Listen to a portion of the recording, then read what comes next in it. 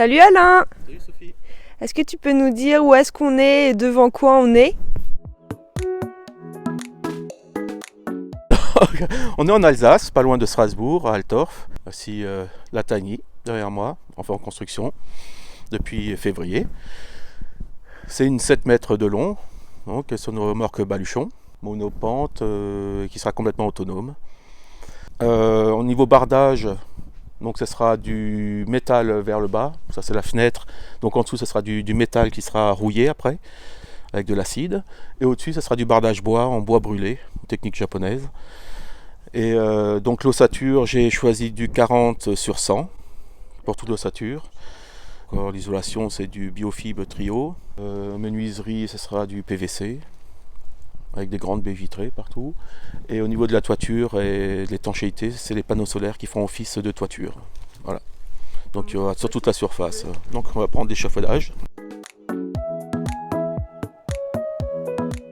Échafaudage maison.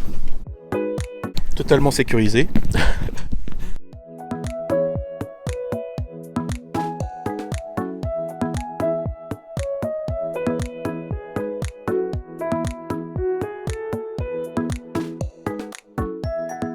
Donc là on est sur le toit. Donc on a les supports pour les panneaux solaires. Donc il y aura 7 panneaux solaires de 270 watts dessus. Et ça c'est le système d'étanchéité, donc c'est fixé dessus. Et puis l'eau coulera sur les côtés. Et ici il y aura un chéneau. Donc ici j'ai fait un petit exemple du chéneau qui sera sur toute la longueur. Il sera en zinc, hein. Celui-ci c'est juste du galva, c'est juste pour l'exemple. Donc il y a la pince en dessous qui viendra pour l'étanchéité, donc le recouvrement du bac en plastique, et puis là l'eau qui va venir et qui ira se jeter à l'intérieur puisque l'eau sera récupérée. Donc la douche et la vaisselle seraient de l'eau de pluie, quoi. Et donc le bardage, j'ai laissé dépasser le contre-latage parce que j'attends de voir à quelle hauteur je vais arriver pour complètement intégrer l'épaisseur du système solaire pour qu'on puisse à peine le voir. Donc le bardage montera plus haut. Fini, elle devrait faire dans les 3,80, 90 peut-être. Ça dépend de la hauteur, mais ça sera pas bien haut. Ça fait ce soir, ça fait dans les 5 cm, donc plus le contre-attache nous au 5, ça fait 10. Et j'étais dans les 3,80 je pense.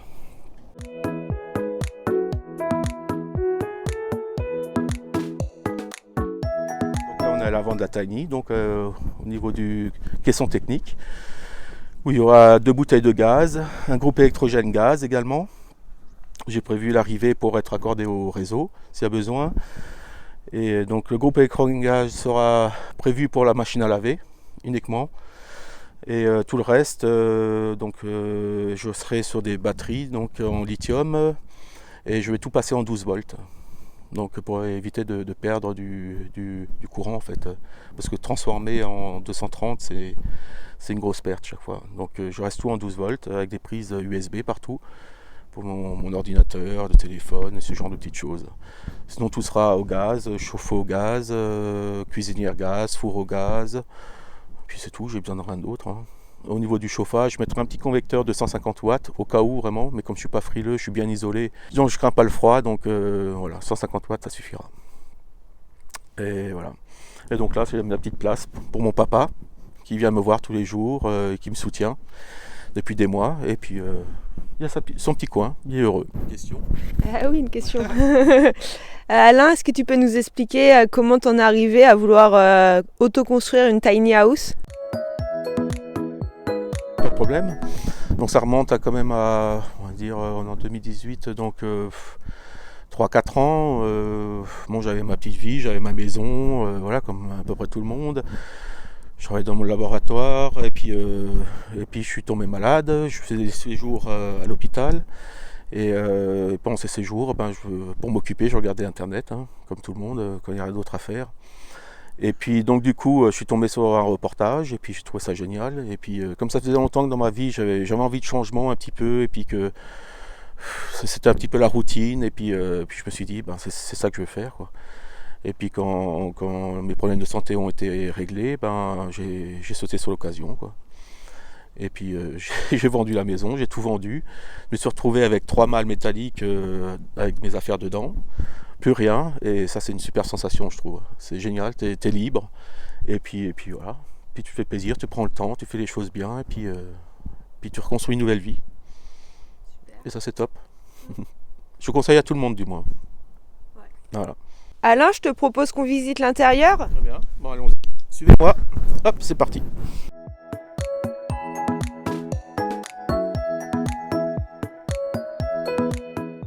La petite échelle qui va bien. Voilà, bon, j'ai matérialisé un petit peu au sol comment sera aménagée la tiny. Donc j'ai prévu de mettre ici mon lit de 90 qui fera office de canapé. Donc j'aurai un matelas de 90 avec le sommier et un matelas de 90 en dossier que je mettrai donc à côté pour faire un double lit, quoi. Avec une grande baie vitrée qui fait toute la largeur ici. Qui sera ouvrante, les deux ouais, de chaque côté, c'est ouvrant. De ce côté, en passant 2 baies vitrées également de 2 mètres sur 1, qui sont ouvrantes à moitié seulement. L'autre moitié est fixe. Et donc à partir de là, ma table pour manger, à cet endroit-là. Ici, des éléments de cuisine hauts qui font 37 d'épaisseur pour avoir un peu plus d'espace pour passer au milieu, mais pour avoir du rangement également. Et ici la cuisine qui sera à peu près ici là. Alors je sais pas encore si je vais venir ici ou si je vais aller jusqu'au bout, j'en sais rien encore, mais on verra ça. Donc avec le l'évier, la plaque, le four et puis un petit plan de travail, quoi. Et à partir de là, c'est la salle de bain. Donc je vais récupérer l'eau de pluie qui va descendre dans ce petit caisson où sera situé un réservoir de 300 litres d'eau. À côté, il y aura la douche qui sera sympathique quand même. De ce côté ici, j'aurais prévu une machine à laver, classique, donc qui sont en 230, hein, et les toilettes sèches. Voilà. Avec la petite fenêtre pour la salle de bain également. Alors le parquet, ce sera du bambou. Pour l'instant, c'est provisoire. J'ai juste mis pour pouvoir marcher et pouvoir évoluer dans la tiny house ces panneaux. Au mur, ce sera du lambris blanc. Et au plafond, soit du 3 plis, soit du niveau du lambris, mais je verrai en fonction. Si ça fait pas trop de lambris, je mettrai du 3 plis. Je sais pas encore exactement. Voilà. Et donc oui, tout sera en 12 volts quasiment, par la machine à laver avec le groupe électrogène, ça je l'ai dit tout à l'heure. Et j'aurai des prises USB un peu partout pour charger les appareils tels que l'ordinateur, le téléphone portable. Et donc là, on est d'accord, il n'y a pas de mezzanine? Aucune mezzanine. J'ai prévu pour mes vieux jours, donc j'ai pas l'intention d'en faire 36 000. Hein. J'ai prévu, j'ai pas envie de finir à 70 ans à être à l'échelle et pas pouvoir monter. Donc j'ai prévu tout en plein pied, quoi. Voilà. Tu nous refais juste un petit point sur l'ossature, le feuillard. Donc on est là, parce que là on la voit bien. Ouais, oui, ben c'est du contre-vêtement feuillard. Hein. Je sais plus exactement, c'est du 35 ou 40 ou je sais plus exactement. Voilà, donc tout en feuillard avec. Ouais, c'est au moins du 40, je crois. Hein. J'ai pris assez large. Donc l'ossature, c'est du 40 sur 100. Donc AVH, que j'ai acheté chez Strubois, qui est juste à côté, même pas à 1 km. Très pratique. Oui, bon, je viens quand même du bâtiment, donc oui, effectivement, c'est un petit peu, pour moi, c'est un petit peu rigolo. J'ai abandonné les briques, le ciment, le plâtre et tout ça pour du bois. C'est vraiment agréable, quoi. C'est propre, c'est agréable à travailler. Et franchement, oui, moi j'adore. Hein. J'adore, c'est du Mikado, c'est génial, quoi. Je montrerai tout à l'heure les plans. J'ai 3 plans, grosso modo, quelques petites feuilles avec des calculs dessus. Ça m'a suffi pour construire la tiny et avancer, quoi.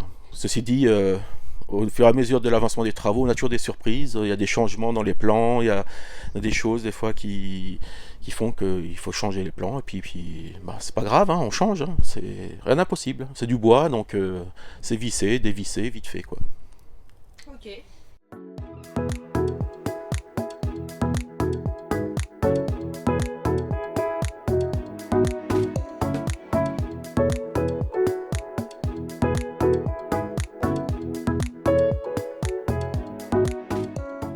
Donc là on est dans l'atelier, je vais juste couper la musique.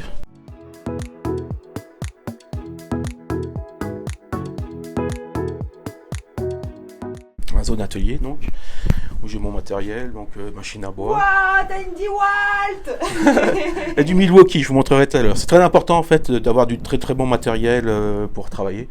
Ça évite de se prendre la tête et puis de se faire mal. Et puis enfin bon, on se fait mal aussi avec ça, mais c'est primordial, quoi. Il ne faut pas hésiter à mettre le pognon dans le matériel pour fabriquer la tiny, quitte à le revendre après, hein, c'est pas grave, ça se revend d'autant mieux.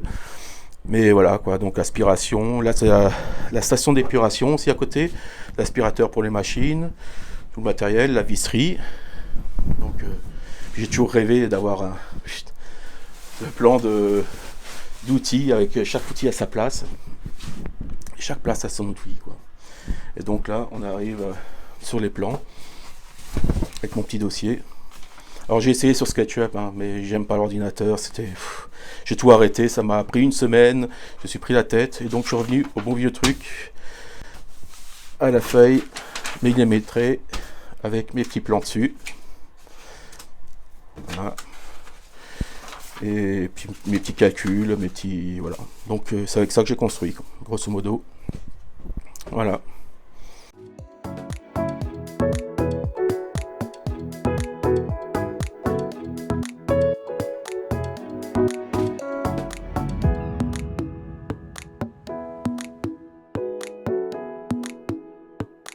Alain, un petit point sur l'outillage. Donc, je disais tout à l'heure que l'outillage est très important.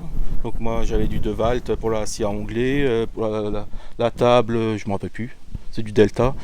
Et donc j'ai investi dans du gros matériel Milwaukee, qui est une très très bonne marque que Bosch a racheté, c'est une marque américaine. Et il ne faut pas hésiter. Donc il y a la visseuse à choc que j'utilise mais tout le temps, c'est juste si je ne dors pas avec. La visseuse dévisseuse, ça c'est pour faire j'utilise pour faire les pré-trous, et donc je travaille avec les deux, c'est génial, t'as pas besoin de changer de pile tout le temps, de mèche, là tu passes d'une machine à l'autre. Les batteries sont très très très très bonnes. En général, je passe la journée avec une seule batterie et des vis j'en mets, hein, donc voilà. Et puis la scie sabre qui est indispensable pour la tiny, pour couper tout ce qui est bois. Bon, il y a la scie circulaire aussi qui est très bien. T'as aussi Milwaukee pour la scie circulaire ? Non, je crois que c'est du... Non, j'en ai pas en fait. T'as pas de scie circulaire ? Non, j'ai tout fait avec la scie à onglet. Et ce qui est extraordinaire, c'est que j'utilise aussi beaucoup la scie à main, toute simple, qui est des fois très très efficace, que j'ai pris une avec du téflon, ça coupe très bien, ça coupe très bien les doigts aussi.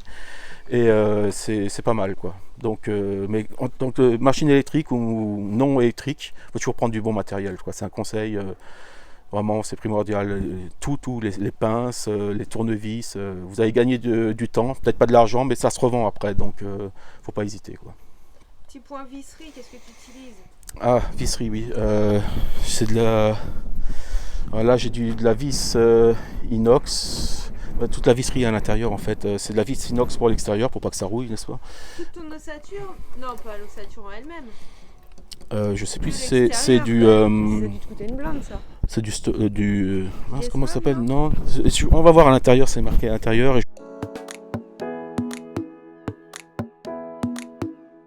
Voilà, c'est du Spax.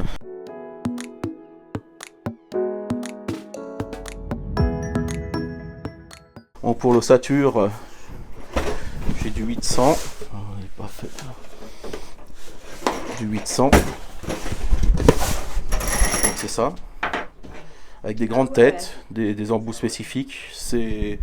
Attends, toute ton ossature, elle est faite avec ces vis là. Avec celle-ci, et j'ai du 120. Pas du tout ça. Et du 120.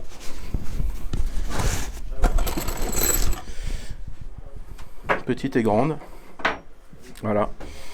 Tout est fait avec ça, et c'est extraordinaire, quoi. Extraordinaire. C'est pas donné, mais voilà. Et c'est en inox, donc ça ne rouille pas. Et pour tout ce qui est petit bardage, j'ai à peu près la même chose, mais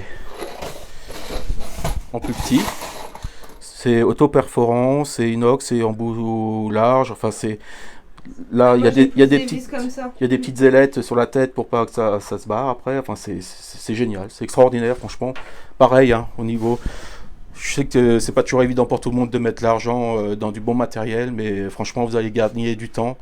Et au niveau qualité, c'est primordial. C'est quand même votre maison, c'est ce qui va tout tenir. Donc, faut pas hésiter à mettre la qualité, quoi. Voilà.